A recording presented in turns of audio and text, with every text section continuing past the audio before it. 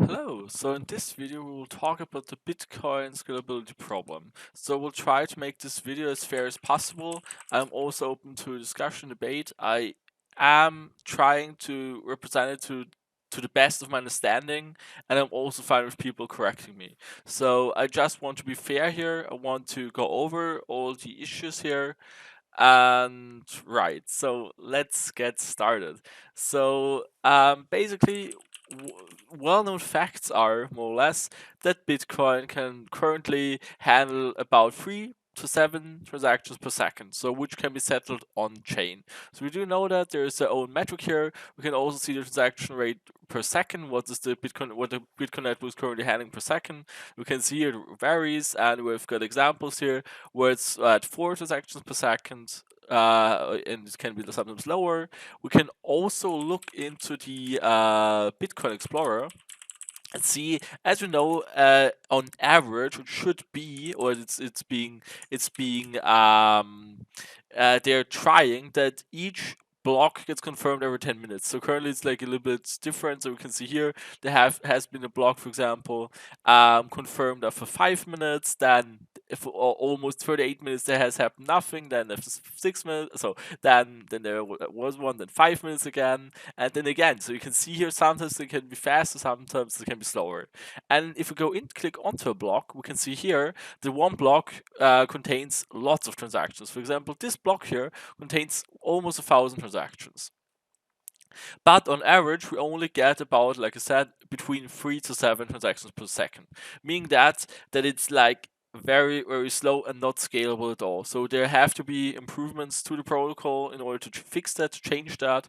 The status quo, how Bitcoin currently is, it can't handle more than that. So there have been like they tried introducing SegWit v2, but both changes were denied as far as I am concerned.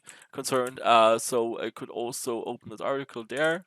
I will try also to link the sources to the best of my knowledge. So we can see here also that there was the SegWit, that there was a proposed SegWit. As you can see here, there was a SegWit proposal from 2015 by Bitcoin core developers. Blah blah, but both times were missed. So however, so this one was not taking effect, and the SegWit 2x was also proposed, but the second half of SegWit 2 involved a hard fork in November 2017 to increase the block size.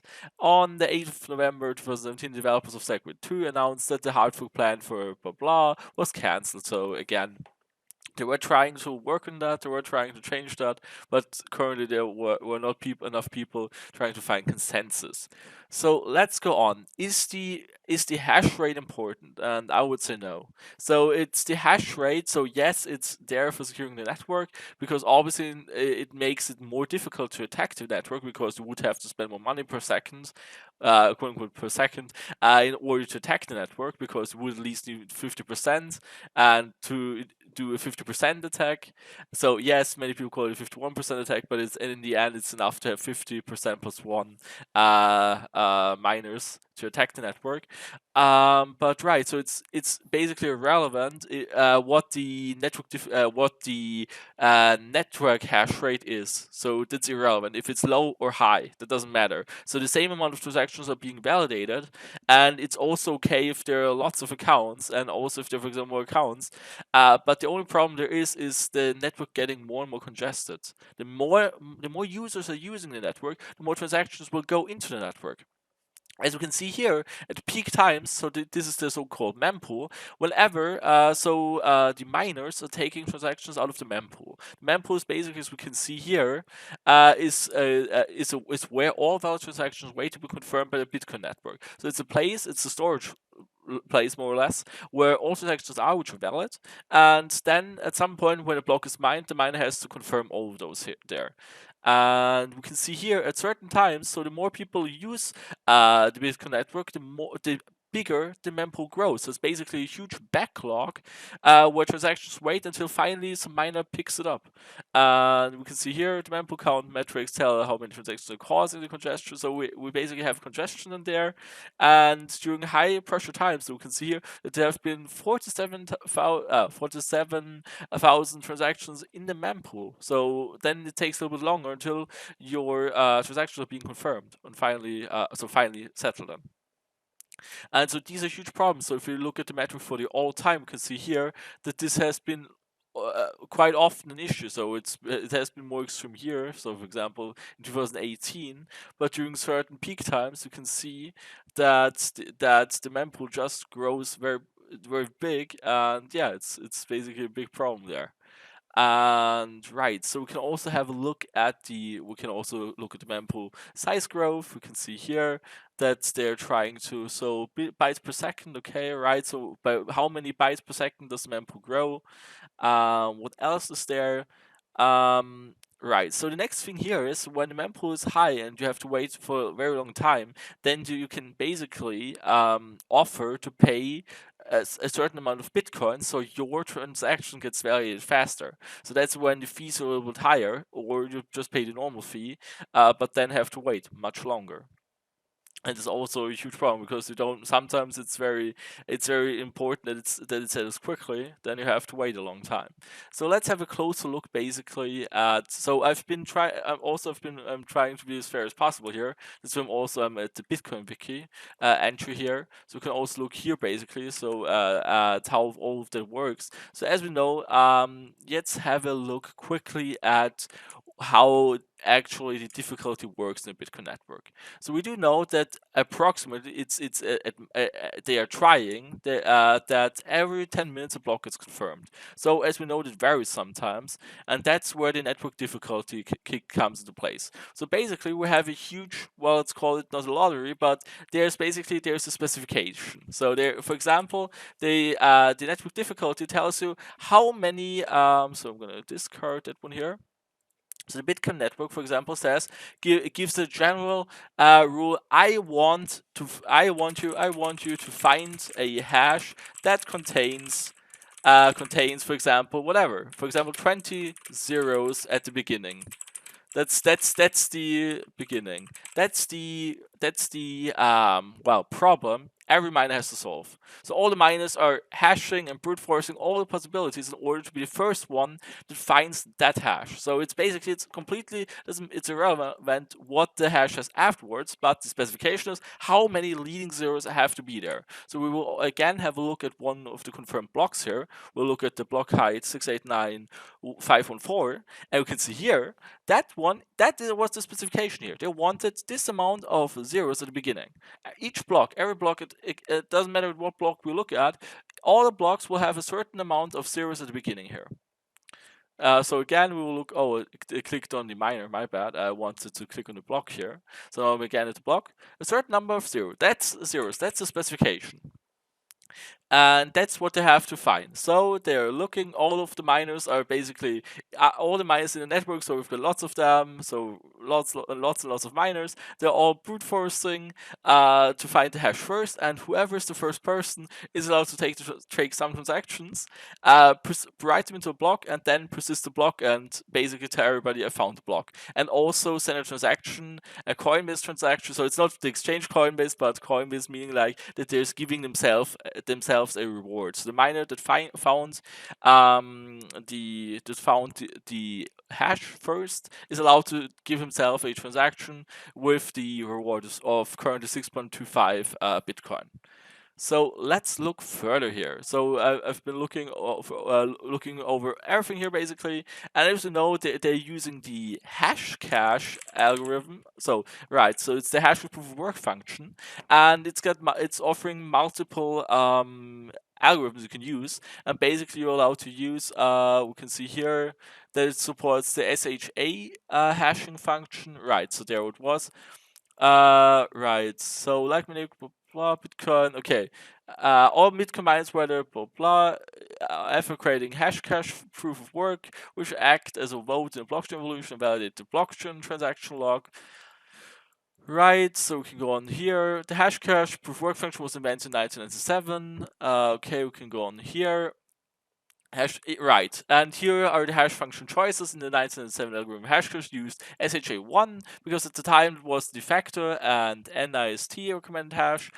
And we can see here But Bitcoin anyway builds to 128-bit security because 256-bit ECDSA is used, which also offers 128-bit security. Nevertheless, SHA 256 is the correct and more conservative method, conservative choice, because even SH1, blah blah. Okay, so right, so they're using SHA 256. As far as I'm concerned, I hope I'm not saying it incorrectly, but basically it's a hash function all of them are using, and they're brute forcing to find the pattern. So, like I said, a certain number of leading zeros have to be found, and whoever miner finds it first, then this whatever. So I wrote some incorrect numbers there. Whatever 3, 4, it doesn't matter. F, I, E, D, blah blah. So basically just a hex number there. But a certain amount of leading zeros have to be found. And that's what all the miners have to do. And whoever is first gets to broadcast the found block, and is also telling the people what they have hashed basically. So we will look now at the headers which are being sent to the block. We can see here the magic block number, block size, block header, transaction count, transactions, and I would have to look at it again. Because basically, right, so we will look at that. So we've got, that's what the block looks like basically. I have to go back, I think, because I had it before. Okay, right, so there are the hashes again. Most of the time SHA-250 hashes are used, so that this is used quite often. There's also RIPEMD 160 hashing algorithm, which is being used sometimes, it depends. Right, so now we can also see what these hashes look like. So, for example, if we would hash, right, it's the protocol documentation, but we will look now at this message structure. Right, we have to continue here. So here you can see all the structures of all these different things. For example, the network address, what it looks like. We can see, for example, inventory vectors, the block headers, and let's look at the block header again because of the thing I found it. So we can see here the previous block. So obviously, since it's a blockchain, each block references to the previous block. So saying this one is my predecessor. And the Merkle root, timestamp bits, right, used to allow variations of the header with different hashes. Now with transactions, so we can see how many transactions in there. The calculate the difficulty, so they're telling what the difficulty is currently. And we will look at the nonce basically. So I hope I find it somewhere else. But so okay, plug with in little endian. Right, so I have to go on here. Okay, so nonce blah blah. Okay, we'll go on basically now. So I will look it up later because it was not able to find it right now. So like I said, they're using the hash cache. All the miners are using the hash cache function, so which is using a certain hashing algorithm in the background, like I said, RIPEMD or the SHA-256. And the difficulty adapts. So the main target is here so we can see here, difficulty is a measure of how difficult it is to find a new block compared to the easiest it can ever be. The rates recalculated every 2016 blocks. So we can see here every 2016 blocks, the difficulty is being so the difficulty is adapted. And as we know, every 2016 blocks, so an average should take 10 minutes. So we've got 20,160 minutes divided by what I'm saying. Okay, 2,160 divided by 60 to get to hours, and we'll divide by 24 days. So every 14 days, so 2 weeks, as we know here, is also what is suggestion here. So approximately every 2 weeks, exactly one fortnight, 2 weeks. Had everyone been mining its difficulty, this expected yield on average 1 block every 10 minutes. So, like I said, it should adjust the difficulty every 2 weeks. So, making it easier or harder depending on how fast the miners were able to find the blocks or not find the blocks. As more miners join, the rate of block creation increases. As the rate of block generation increases, the difficulty rises to compensate. So the more miners who join the network, the more difficult it gets to find a block, because always if you have no miners, the chance of solving the general specification is higher. So and then they're faster. meaning that it will always balance out. If there are less miners, it will be easier. If there are more miners, it will be more difficult to find it. So it will always try to adjust to be at about 10 minutes. So that's the idea with the hash power. So it's unimportant if the hash power is high or low in the Bitcoin network, it will work. The only difficulty we have here is that, like I said, it will never, the transactions per second will never be higher. That's the only problem we've got here. So that's the only thing they've got scaling wise as a problem, which has to be solved or addressed in the future, or which they're currently trying to address. So when the block is discovered, you can see here, blah blah, that the reward is currently 6.25 bitcoins, and every 210,000 blocks it gets adjusted. Then there's the next so-called Bitcoin halving. So it's again expressed in blocks when the next halving will be. So right. Fees and incentive for the miner, okay, right? So we can see here the different ways of mining. Basically, you can do CPU mining, GPU mining, ASIC mining. So these are special hardware to mine. And what else is there? We can also see that as more and more miners competed for the limited supply of blocks, individuals found that they were working for months without finding a block. So as you can see here, that if you're alone and mining, that your chances of finding a block is very low, and therefore it's like too difficult for you alone to find it. And this made mining something of a gamble. To address the variance in their income, miners started organizing themselves into pools. So that's why they created pools, because obviously if you're mining on your own, you're paying your electricity bills every month, but not getting anything in return. Then at some point you have to join a pool, so you higher your chance and share the profits with all the miners. So that's why they are organizing pools, so that they could share rewards more evenly. So pooled mining in comparison with mining pools. So like I said, we've got mining pools in there. Alright, so we've got also addressed that here.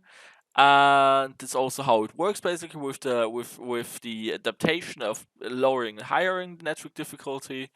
And like I said, the main scaling problem is that the Bitcoin network can't process that many transactions per second, and the fees still are very ridiculously high. So that's a huge problem we've got there, basically. So you can see here, this is the how many they were able to handle, and it's basically very low. And if you just so currently thinking the Bitcoin network, there are currently about 30 million addresses. I would have to check how many active addresses are there. So we wallet activity. Let's click on wallet activity there. We can definitely look a little bit more at the. Let's see how many. That's the hash rate distribution. Okay. So we can also look at that. Why not? So we can see here. Okay, right. So who's off with the hash rate? But it's not interesting here. So right now we want to look at the wallet again. Or let's click at wallet activity. Okay, total number of unique blockchain wallets created. Okay, so the total number of unique blockchain comes. Okay, it's the total number. Okay, right. So we've got currently 74 million active addresses. Oh well, let's look at the all time. Okay, great. Yeah. So we've got 74 million addresses basically here. And but a more important network would be probably the active addresses, because the thing here is, so the most important part is not about how many are there, so it's more about how many actively use it and actively send and receive Bitcoin. The problem there is, like I said, if too many people use it at the same time, the network will get congested and it will be super slow and lag a lot. And that's basically the main critique point by many people. So it is able to scale, in my opinion, hash rate wise, because it doesn't matter actually. But it's not able to scale on a transaction wise, so it will always be a problem with that not enough transactions can be handled, and there will be a huge backlog. So the backlog will just increase all the time, or it will be during high pressure times, or during whatever peak times. It will be just super slow, and you will have to wait hours to finally get confirmed. So even right now, like I said, we can again look at the metrics here and look at the mempool and how many transactions are in the mempool. And currently there are about 30k transactions in there. And also maybe let's look at the average confirmation time. So as we know, the confirmed transactions per day. It's not interesting, but let's look at the mining information quickly. No, it's not there. So we can also look at the fees, why not? So we can see here the fees are also ridiculously high. It's a real problem because, like I said, it's not usable for microtransactions, because if you have to pay almost $5, so currently it's $10, $10 for one transaction, and that's just no, it doesn't work. At least for me. So I would never pay like $1, $2. Would have to pay $10 in transaction fees. That's just way too high for me. As we can see during peak times, it can get crazy. The transaction fee when the network is congested is $54. The average transaction fee in the same year, $60. So it's just crazy. And that's basically here the main critique point as well. So it is, like I said, it is able to scale. It is able to scale account wise, so having enough accounts and all of that. So also having lots of different accounts and balances. That's a problem in my opinion. But transaction wise, it's like a huge problem, and it has to be addressed at some point or changed to the protocol. Has to change to more efficient methods or whatever. So that obviously that's why Bitcoin Cash was created, and then we again had a separation from Bitcoin Cash to Bitcoin SV, so Bitcoin Satoshi version, and so on. And that's why basically all the so why all these forks were created in the first place. So we can also look at the miners revenue, how much money the miners quote unquote are dumping per day. So we can see here, for example, the miners are selling, rewarded 20 million US dollars per year, per day, my bad, sorry, per day. And they are also quote unquote dumping that because they're selling it to cover their costs. So we can see that during peak times, they're, for example, selling 80 millions of Bitcoin a day. Or maybe they're also during the lower times, they may be keeping their Bitcoin and selling when the price rises again. So obviously the miners are also stakeholders in the network, because they will also always be miners, but miners want to break even. So break even or make a profit. So as long as mining is profitable, more miners in the network. When it's not profitable, miners leaving the network, but the difficulty gets adjusted, so it's easier for the lesser miners to mine again, and that's why it will never, like, all miners will never leave. So that's why this network will always persist. So it's like I said, yeah, that's how it works basically. But let's again just one more time. I'm just looking at other metrics here.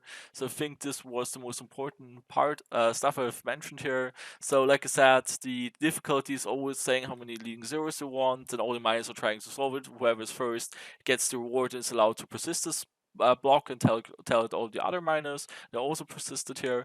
Right now I know I'm simplifying lots of stuff here, but I'm just trying to give you the general idea without misrepresenting all the data and all the facts here. I'm trying to do it to the best of my knowledge, and I want to be honest. Since I'm not hating Bitcoin. Like I said, I like Bitcoin. It's okay. So what can I say? So I'm not trying to hate on anything. I'm just trying to be like as impartial and unbiased as possible here. But I just wanted to address it because sometimes Bitcoin maximalists can be quite toxic, and also that's a problem, toxicity, and also being in denial basically about everything. And that's like I said, that's why I'm addressing it here. And yeah. So is there anything else I have to mention anymore? So like I said, the Bitcoin network can quote unquote scale. Like I said, with the wall wise, it doesn't really matter.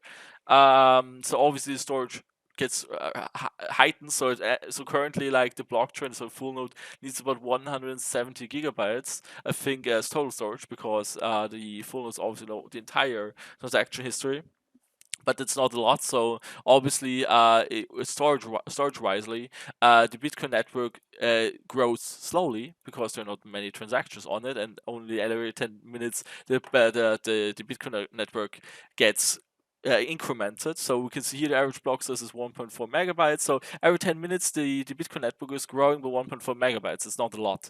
So as you can see here, so if we would, for example, just calculate it here, and for example take whatever, so we've got 600 seconds, or well, let's take a day. So a day is 86,400 seconds, and convert to a year. So how these many seconds are in a year, and now divided by 600, which would take 10 minutes. So it would be 52,000 blocks mined in a year. And now let's take the times basically 1.39 for how much megabyte a block is. And we can see here the Bitcoin network grows by wow, it's still a lot basically, but yeah, but 73 gigabytes per year. So that's how much it's growing per year. But it depends on the block size. So if the block size, for example, is slower, so we can see here we've got only also days where it's not. So we need basically the average block size where you can get the average on right. So there are days where it's lower, but let's say yeah, okay, I think the estimate was okay. Yeah. So as we can see here, the more people are using it, also the bigger the block size is, the more transactions are in the block basically. And right. So that's basically it. So it is growing. So if it keeps growing that fast, also the storage shouldn't be that big of a problem anyway. But yeah, it's also all right. Yeah, exactly. It just adds to that, and that's basically it. So I hope, like I said, I stated the facts here correctly. I tried to the best of my knowledge and to be as fair as possible.